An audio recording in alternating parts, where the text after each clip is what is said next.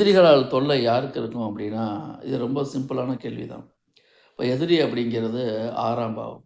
ஜாதகர் அப்படிங்கிறது லக்னாதிபதி.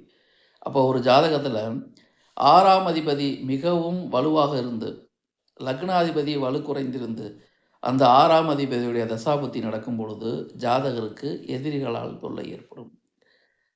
சில பேத்துக்கு 6ஆம் இடம் அப்படிங்கிறது கடன் அப்படிங்கிறதுனால, கடனால் தொல்லை ஏற்படக்கூடிய காலகட்டமும் இதே அமைப்பு தான்.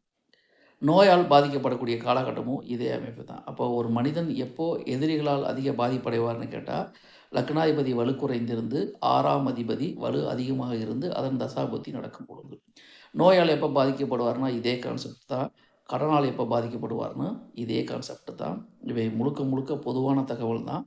ஒவ்வொருத்தருடைய தனிப்பட்ட ஜாதகத்த பொறுத்து, அதில் உள்ள கிரக அமைவுகளை பொறுத்து பலன்கள் வேறுபடும் என்ற அடிப்படை உண்மைகளை நாம் மறந்துவிடக்கூடாது. நன்றி, வணக்கம்.